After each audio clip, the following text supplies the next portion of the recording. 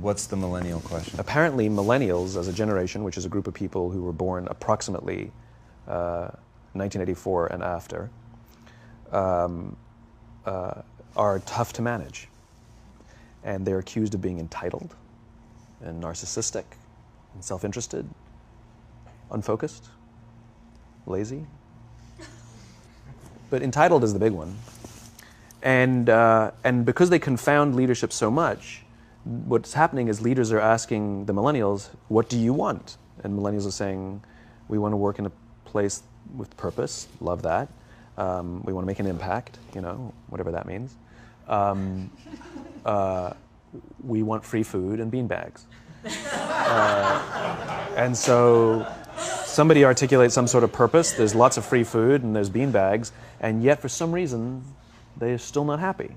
And that's because they're missing, there's a missing piece. What I've learned is that I can break it down into 4 pieces, right? There are four things, 4 characteristics. One is parenting, the other one is technology, the third is impatience, and the fourth is environment. The generation that we call the millennials, too many of them grew up subject to, not my words, failed parenting strategies, where, for example, they were told that they were special all the time. They were told that they could have anything they want in life, just because they want it, right? They were told, some of them got into honors classes, not because they deserved it, but because their parents complained. And some of them got A's, not because they earned them, but because the teachers didn't want to deal with the parents. Some kids got participation medals. You got a medal for coming in last, right? Which the science we know is pretty clear, which is it devalues the medal and the reward for those who actually work hard. And it actually makes the person who comes in last feel embarrassed because they know they didn't deserve it. So it actually makes them feel worse, right?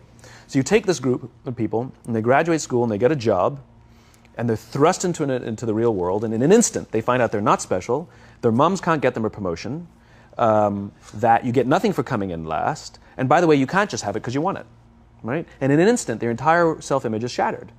And so you have an entire generation that's growing up with lower self-esteem than previous generations. The other problem, to compound it, is we're growing up in a Facebook, Instagram world. In other words, we're good at putting filters on things. We're good at showing people that life is amazing even though I'm depressed, right?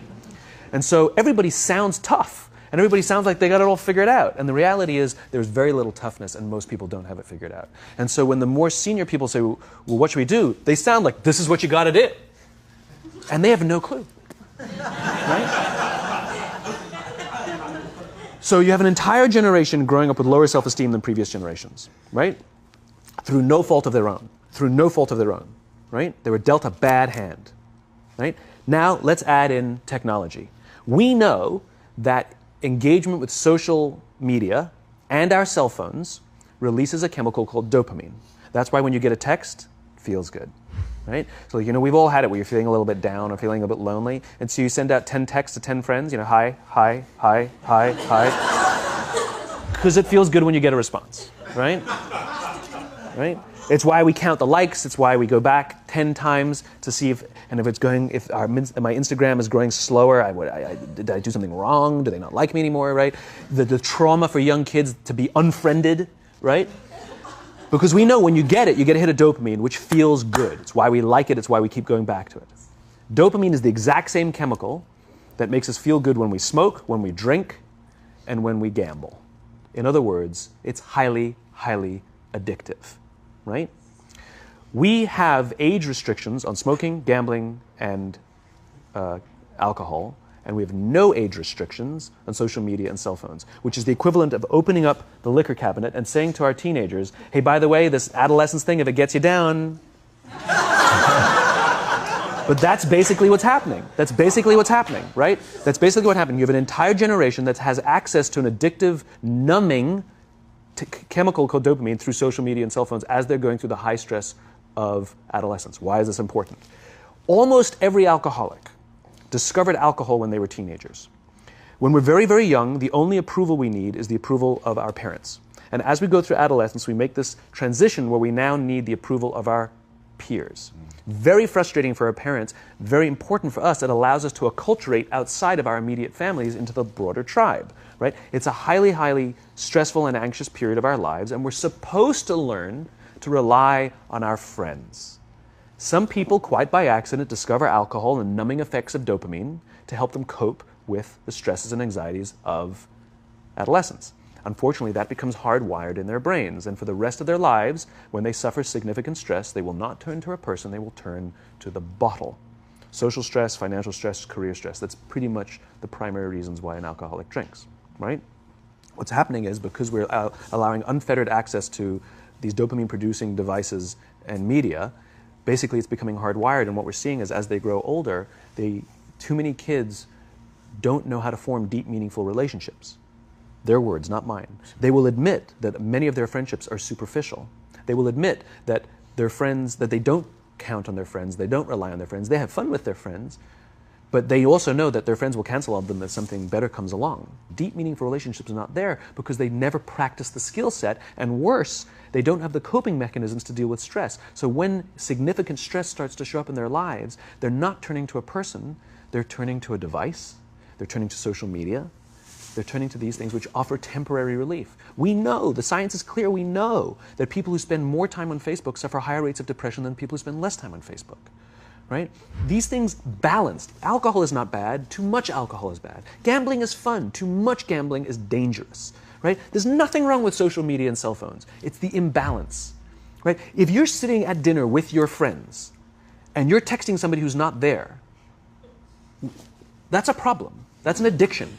If you're sitting in a meeting with people you're supposed to be listening to and speaking, and you put your phone on the table, face up or face down, I don't care, that sends a subconscious message to the room that you're just not that important to me right now, right? That's what happens. And the fact that you cannot put it away is because you are addicted, right? If you wake up and you check your phone before you say good morning to your girlfriend, boyfriend, or spouse, you have an addiction. And like all addiction, in time, it'll destroy relationships, it'll cost time, and it'll cost money, and it'll make your life worse, right? So you have a generation growing up with lower self-esteem that doesn't have the coping mechanisms to deal with stress, right? Now you add in the sense of impatience, right? They've grown up in a world of instant gratification. You want to buy something, you go on Amazon, it arrives the next day. You want to watch a movie? Log on and watch a movie. You don't check movie times. You want to watch a TV show? Binge. You don't even have to wait week to week to week, right? I know people who skip seasons just so they can binge at the end of the season, right? Instant gratification. You want to go on a date? You don't even have to learn how to be like, hey. You don't even have to learn and practice that skill. You don't have to be the uncomfortable one who says yes when you mean no and says no when you mean no, but yes when you... You don't have to swipe right. Bang, I'm a stud. Right? You don't have to learn the social coping mechanisms, right? Everything you want, you can have instantaneously. Everything you want, instant gratification. Except job satisfaction and strength of relationships, there ain't no app for that. They are slow, meandering, uncomfortable, messy processes. And so I keep meeting these wonderful, fantastic, idealistic, hardworking, smart kids. They've just graduated school. They're in their entry-level job. I sit down with them and I go, how's it going? They go, I think I'm going to quit. I'm like, why? They're like, I'm not making an impact. I'm like, you've been here 8 months. You know? It's as if they're standing at the foot of a mountain and they have this abstract concept called impact that they want to have in the world, which is the summit. What they don't see is the mountain. I don't care if you go up the mountain quickly or slowly, but there's still a mountain. And so what this young generation needs to learn is patience. That some things that really, really matter, like love, or job fulfillment, joy, love of life, self-confidence, a skill set, any of these things, all of these things take time. Sometimes you can expedite pieces of it, but the overall journey is arduous and long and difficult. And if you don't ask for help and learn that skill set, you will fall off the mountain, or you will, the worst case scenario, and we're already seeing it, the worst case scenario is we're seeing an increase in suicide rates, we're seeing an increase in this generation, we're seeing an increase in accidental deaths due to drug overdoses, we're seeing more and more kids drop out of school or take leaves of absence due to depression, unheard of. These are all, this is really bad. The best case scenario, those are all bad cases, right? The best case scenario is you'll have an entire population growing up and going through life and just never really finding joy. They'll never really find deep fulfillment in work or in life. They'll just waft through life and it'll be just, it's fine. How's your job? It's fine. The same as yesterday. How's your relationship? It's fine. Like that's the best case scenario. Which leads me to the fourth point, which is environment.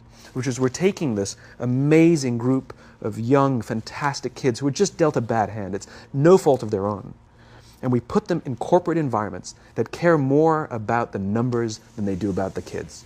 They care more about the short-term gains than the long-term life of this young human being.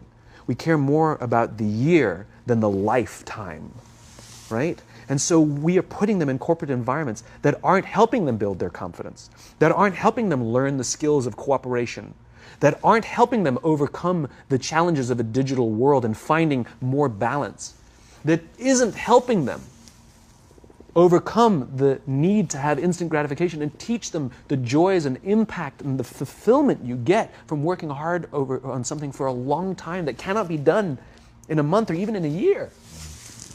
And so we're thrusting to them in corporate environments, and the worst part about it is they think it's them. They blame themselves. They think it's them who can't deal. And so it makes it all worse. It's not. I'm here to tell them it's not them.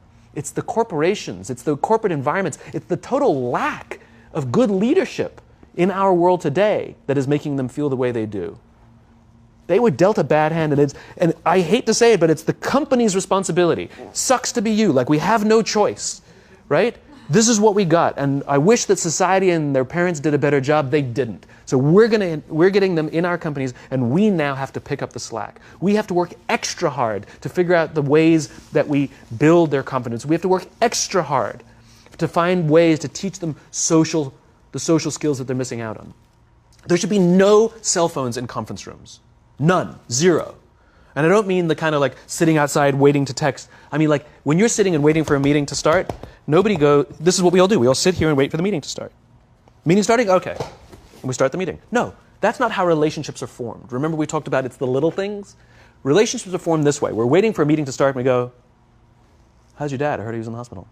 Oh, he's really good. Thanks for asking. He's actually at home now. Oh, I'm really glad. It was really amazing. I know, it was really scary for a while. That's how you form relationships. Hey, did you ever get that report done? Oh my God, no, I didn't. I'll help you out. Can I help you out with that? Really? That's how trust forms. Trust doesn't form in an event, in a day. Even bad times don't form trust immediately. It's the slow, steady consistency. And we have to create mechanisms where we allow for those little innocuous interactions to happen. But when we allow cell phones in conference rooms, we just, okay, have the meeting. And then my favorite is like when there's a cell phone there and you go like this, you go. It rings and you go. I'm not going to answer that.